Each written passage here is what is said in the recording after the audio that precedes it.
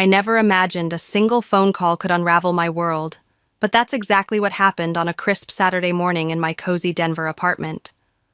The sun streamed through my window, casting golden patches on my coffee table, where my mug steamed beside a half-read novel. I was savoring the quiet, lost in the rhythm of a perfect weekend when my phone buzzed Mom's name glowing on the screen. I answered with a grin, expecting her usual chatter about grocery lists or Dad's latest business venture. Instead, her voice carried a strange, formal edge that made my stomach twist before she even spoke my name. Peyton. Honey, she began, her tone clipped. Your father and I love you very much. You know that? I sat up, clutching my mug tightly. What's going on, Mom? My heart thudded as she hesitated, then plunged into the news. Dad's 60th birthday celebration, planned for next weekend at the upscale Riverside restaurant, was having its guest list refined. I'd had the date circled in red on my kitchen calendar for months, a milestone I'd been eager to celebrate. We're making some cuts, she said, her words sharp as glass. Important business contacts are coming, and we've decided it's best if you don't attend this time. The mug nearly slipped from my hands. Excuse me, I managed, my voice thin. She rushed on as if speed could soften the blow. We see you all the time, Peyton. This is about your father's business. We'll have you over for a barbecue later, okay? My pulse roared in my ears. Are Jake and Melanie still invited? I asked, naming my older siblings. A pause. Well, yes, she admitted. But they're not Dad's business partners either. I snapped sharper than I meant. Peyton, you're so quiet at parties, she said, as if that justified it. You prefer your privacy, don't you? Before I could respond, Dad's voice boomed through the speaker, gruff and impatient. Peyton, be reasonable. Your brother and sister need to network. One of them will take over the company someday. The truth hit like a slap. I wasn't part of their vision. Not now, not ever. My role in the family was ornamental, expendable. Without another word, I ended the call, my thumb trembling on the screen. The apartment felt too small, the air too thick. I stared at the calendar, the red circle mocking me. My coffee had gone cold, mirroring the chill settling in my chest. They'd chosen strangers, business associates over me, their daughter. The betrayal stung deeper than I could name a wound that whispered I wasn't enough. I sat frozen, the weight of their words pressing down, wondering how a family could make you feel so invisible.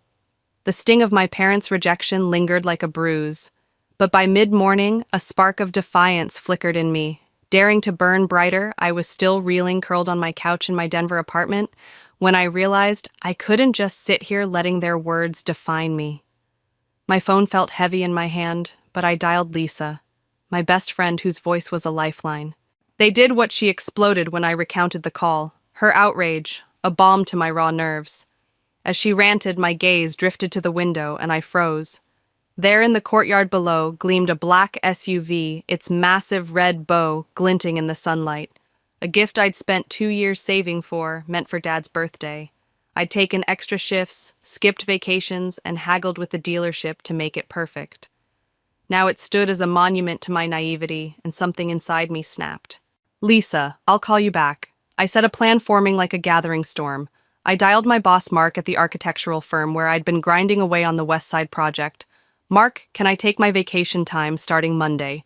2 weeks, I asked, my voice steadier than I felt. Perfect timing. He replied, his tone warm. You just wrapped up West Side. Take the break. Peyton, relief surged through me. Next, I called Lisa again. Can you come over now? Bring your camera gear. I'm keeping the SUV and we're going on a road trip. Her squeal of excitement nearly deafened me. I'm there in 40. Lisa arrived, her arms laden with photography equipment, her eyes widening at the SUV. That's what you got for your dad? It's gorgeous, she said, circling it like a kid at a car show. Was for him. I corrected, a wry smile tugging at my lips. Now it's mine tomorrow. We're driving it across the country. Lisa's face lit up. Seriously, I'll bring my professional gear, shoot landscapes for my portfolio. I nodded, the idea crystallizing. You shoot, I'll drive. No thinking about my family. She grabbed her camera. First, let's get shots of you with your new ride. For an hour, we played models and photographers in the courtyard. I posed beside the SUV, leaning against its sleek frame, sitting on the hood. Sunglasses perched on my nose. Lisa's camera clicked, capturing my defiance in every frame. I chose the best shot, me standing tall, hand on hip, looking like I owned the world, and posted it on Instagram. The caption was sharp, deliberate. This was supposed to be a gift, but when someone doesn't want you at their party, you keep the presents. Comments flooded in, friends demanding details, emojis of shock, but I ignored them, a quiet satisfaction warming me. My phone rang an hour later. Mom's name flashing. "Peyton, what are you doing?" she demanded, her voice, a mix of fury and panic. "Take that post down. You're embarrassing us." I could hear her shift to a sweeter tone, manipulative as ever. "We've reconsidered. We'd love for you to come to the party and bring that lovely gift." I laughed softly, but coldly. "No thanks, Mom. I've got plans. And the car's mine now?" I hung up before she could argue, my heart racing but resolute. Lisa, sorting her camera gear, raised an eyebrow. "You okay?" I nodded, feeling the weight of my choice settle. "Pack tonight," I told her. "We leave at dawn." As I stood by the SUV that evening, its keys heavy in my hand, I felt a shift. This wasn't just about a car or a trip. It was about reclaiming my worth, refusing to be the afterthought in my own family. The road ahead promised freedom, and for the first time since that morning's call, I felt ready to claim it. Dawn broke over Denver like a promise, painting the sky in hues of peach and gold as I slid into the driver's seat of my SUV, its leather interior still carrying that intoxicating new car scent. Lisa, bleary-eyed but buzzing with excitement, tossed her suitcases and camera gear into the trunk, her grin as wide as the open road ahead. Yesterday's defiance had ignited this journey, but now, with the city shrinking in my rearview mirror, I felt something new. Freedom sharp and exhilarating, urging me to outrun the ache of my family's rejection. As we hit the highway, the SUV purring beneath me, I wondered if 500 miles could mend a heart bruised by those who should have cherished it most. Lisa fiddled with her camera, mounting it on the dashboard to capture the sunrise spilling over the Rockies. "Eagle Ridge first," I suggested, my voice light, as if I could outpace the sting of Mom's last call. "Perfect," Lisa replied, already adjusting her lens. The miles melted away, the SUV handling every curve with a grace that made my chest swell with pride. This wasn't just a vehicle. It was my rebellion, my stake in a life I'd define. By noon, we'd crossed into Wyoming, the landscape unfurling in rolling hills and crystalline lakes. Eagle Ridge's overlook was breathtaking, a panorama of emerald slopes kissing a sapphire sky. Lisa leaped out, tripod in hand, her enthusiasm infectious. "Get in the shot, Peyton," she called, and I obliged, leaning against the SUV's hood, wind tousling my hair, feeling like I belonged to this moment, not my family's expectations. Lisa's camera clicked, freezing my newfound boldness in time. I selected a photo, me sunglasses glinting the vast vista behind me, and posted it on Instagram with a caption that cut like a quiet blade. "Some gifts are better appreciated on your terms." Notifications pinged, friends flooding my feed with questions, but I silenced my phone, savoring the open air. We drove onto Lakeside Point, its shimmering waters framed by ancient pines. Lisa worked her magic again, capturing me perched on the SUV, carefree in a way I hadn't felt in years. Another post, another caption.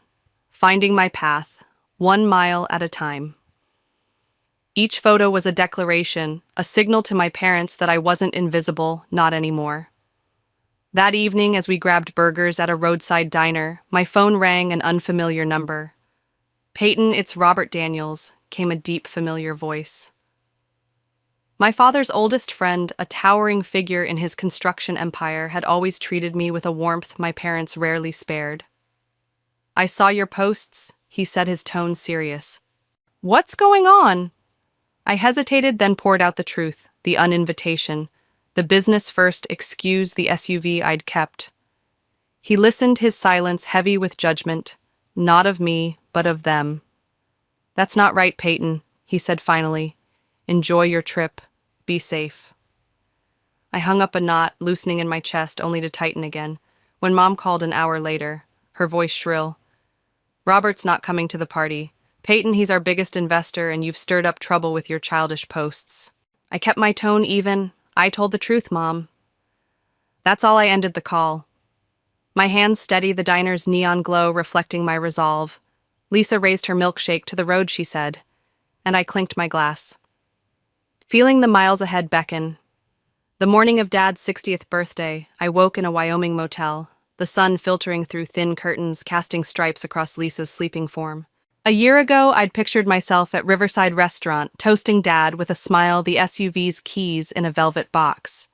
Now, 700 miles from Denver, that dream felt like a stranger's memory. Yet as I sipped bitter motel coffee, a quiet thrill pulsed through me. I was here carving my own story while my parents faced the consequences of their choice. Today wasn't about their celebration. It was about mine, etched in the trails of a national park and the click of Lisa's camera. We drove to Yellowstone, its geysers hissing and peaks piercing the sky. Lisa snapped photos of ancient trees and misty valleys, her excitement a steady anchor.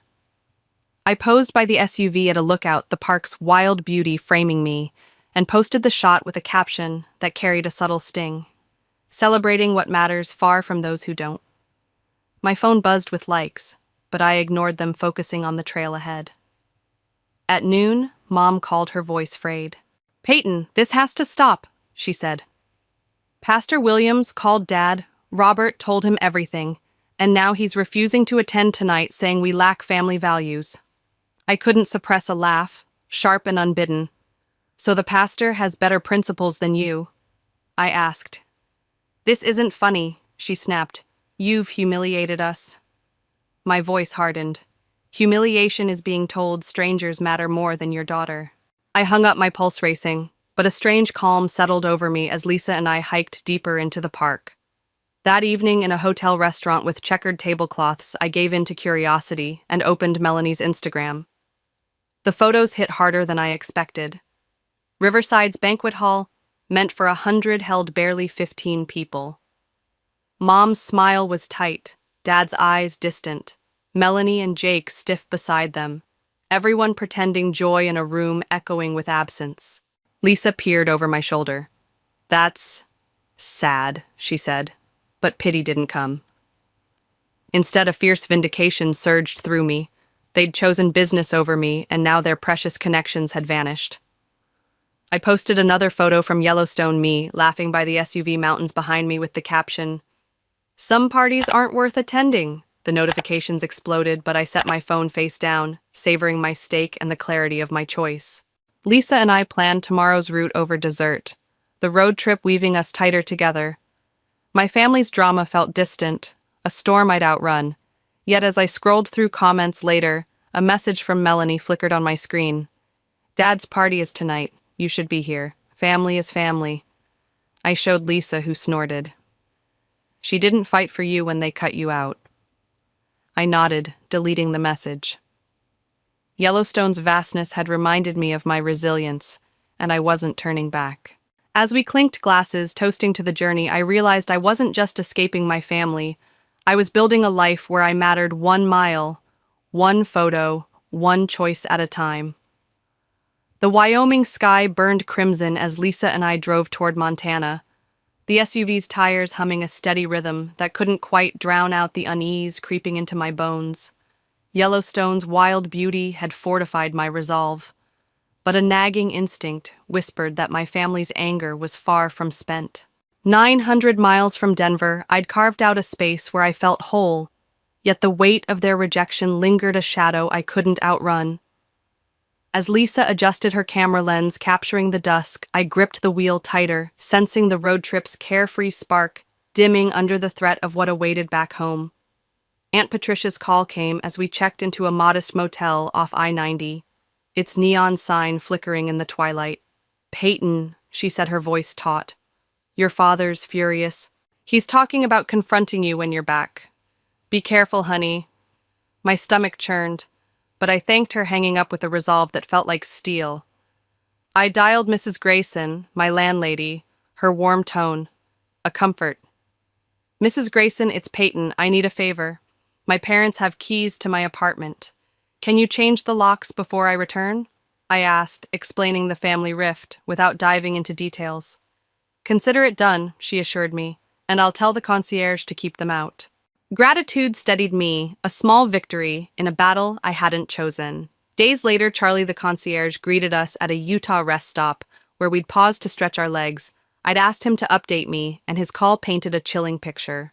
3 days ago, your brother and sister showed up with spray cans like they meant to tag your place. He said I stopped them per Mrs. Grayson's orders. My breath caught Jake and Melanie stooping to vandalism. And yesterday, Charlie continued, an older couple came angry. The man shouted about family loyalty. I threatened to call the cops, and they left my parents. The betrayal cut deeper, their audacity a stark reminder of their disregard. Thank you, Charlie, I said, my voice steady, despite the tremor in my hands. That night, as Lisa edited photos in our motel room, a text from Jake lit up my phone. You've ruined everything. Hope you're happy, I showed Lisa, who frowned. What's he mean? She asked. Probably Dad's business. I replied, a pang of guilt flickering before I smothered it. Their choices, not mine, had led to this. We posted fewer photos now, the road trip's initial defiance giving way to a quieter strength. At a Montana overlook, Lisa snapped a final shot of me by the SUV. The horizon vast behind me, I captioned it simply, choosing my peace. As we drove on, I felt the journey nearing its end, my heart ready to face Denver, not as their daughter, but as myself. Back in Denver, the city's skyline felt both familiar and foreign, as if the 200 miles I'd traveled had redrawn my place in it. The SUV glided into my apartment's lot, its gleam undimmed by dust and time. Charlie rushed out, confirming the locks were changed, his nod a quiet reassurance that my boundaries held. 3 months later, at 28, I'd woven a new rhythm into my life projects at the firm earned me praise. Lisa's photos from our trip adorned her studio, and my family's calls had faded to silence. Yet as I sipped coffee on my balcony one afternoon, a news alert froze me. Wilson Construction halts riverfront project amid funding. Woes. My father's empire was crumbling, and I wondered if I'd unwittingly swung the first blow. The article detailed how Robert Daniels' withdrawn investment had gutted Dad's ambitions, a loss tied to his risky ventures, and implicitly to me, guilt tangled with relief. A knot I couldn't untie. Aunt Claire's call that evening didn't help. Peyton, your vindictiveness is hurting your parents, she said, her voice icy. I took a breath, steadying myself. I wasn't vindictive, Aunt Claire. I shared the truth they chose business over me, not once, but always. I'm done being their afterthought. Her silence was deafening, her stiff reply. They deserve better, met with my own. So do I. I ended the call, the city lights below a canvas for my thoughts. Had I gone too far? The question gnawed, but I pushed it aside, unwilling to shrink again. That night, Mrs. Grayson called, her voice apologetic. Mr. Daniels is here, says he's your father's friend. My heart skipped, but I let him up. Robert stood at my door, his kind eyes softening the weight of his presence. Peyton, he said. Stepping into my modest apartment, I wanted to check on you. Over coffee, he explained his decision to pull funding, his words measured. Your father's been reckless for years, ignoring advice. What he did to you was the final straw, but not the only reason. Relief washed over me, his validation a balm. He blames you entirely, Robert added, almost rueful. Of course he does, I said, a bitter edge to my smile. But I admire you. Peyton, standing up wasn't easy. His words lingered, a quiet absolution as he left. The next day I drove the SUV to Lisa's studio, its curves catching the Colorado sun. Lisa greeted me with a grin, her prints of our trip now selling to decorators. You seem lighter, she observed, pouring wine. I am, I said, clinking glasses. I know I did right by myself. The SUV, once a gift for Dad, was now my emblem of independence, each mile driven a testament to my worth. We toasted to visibility and real family values, the kind built on respect, not obligation. My parents, Jake, Melanie, they might never see me as enough, but that was their loss, not mine. That night, I cruised along the coast windows, down the Pacific's salt air mingling with my music. The SUV hugged the road, a partner in my liberation. I thought of Robert's words, Lisa's loyalty, My colleagues' praise, people who saw me truly. My family's approval, once a tether was a chain I'd broken. The road trip, the posts, the locks, they weren't revenge but reclamation. A stand for a life where I wasn't less than.